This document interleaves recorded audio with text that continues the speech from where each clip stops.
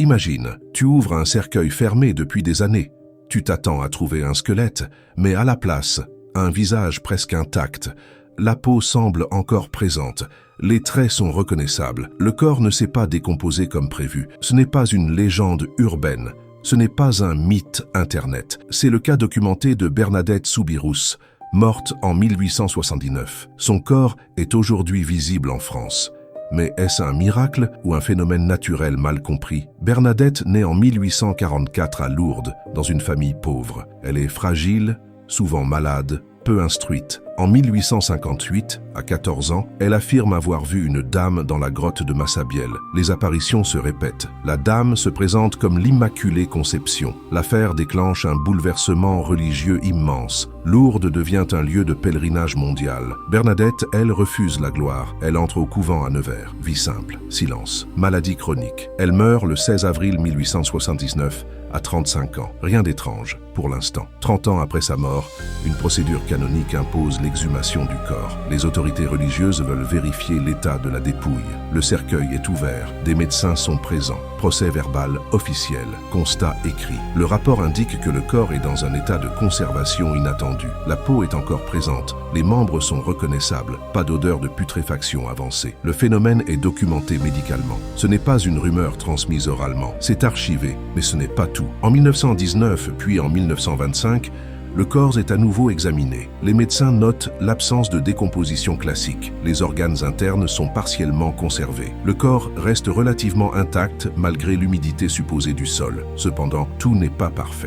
Des zones ont noirci, certaines parties sont abîmées. En 1925, avant l'exposition publique, un masque de cire très fin est appliqué sur le visage et les mains pour des raisons esthétiques. Le visage visible aujourd'hui est donc recouvert d'un masque, mais le corps dessous est bien réel. Le corps repose désormais dans une châsse en verre au couvent Saint-Gildard, à Nevers. Il est visible toute l'année. Des milliers de visiteurs viennent le voir. Il ne s'agit pas d'une photographie ancienne. Il est réellement exposé. On peut s'y rendre. Ce n'est ni caché, ni secret. Dans l'histoire catholique, on parle parfois de corps incorruptible. Plusieurs saints ont été retrouvés dans un état de conservation remarquable. Mais dans la plupart des cas, il existe des explications naturelles possibles. Soyons clairs, un corps peut se conserver pour différentes raisons naturelles. Un sol pauvre en bactéries peut ralentir la décomposition. Un cercueil relativement hermétique limite l'oxygène. Certaines conditions climatiques freinent l'activité microbienne. Des composés chimiques présents dans le bois ou le sol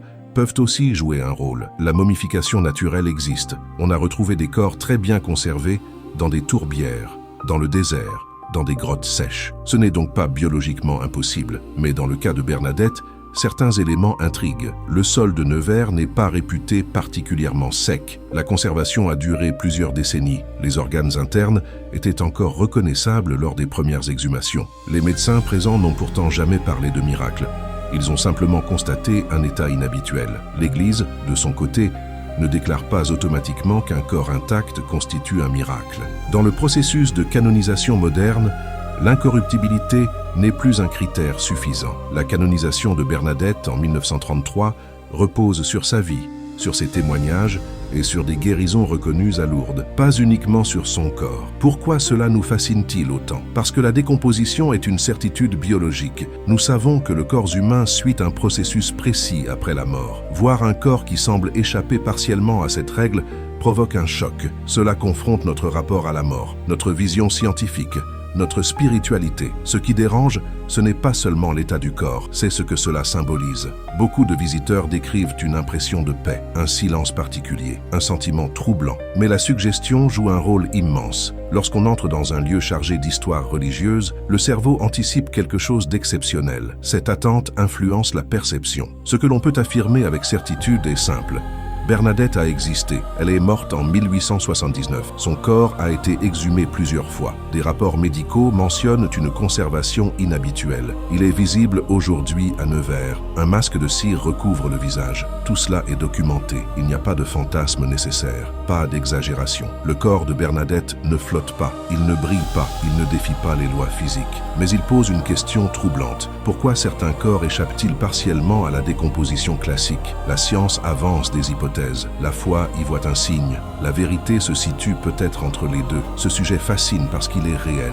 Et parfois, c'est le réel qui demeure le plus étrange. Si tu veux continuer à explorer ces phénomènes où la science et le mystère se croisent, abonne-toi, active la cloche. Ici, on explore l'étrange sans jamais trahir le réel.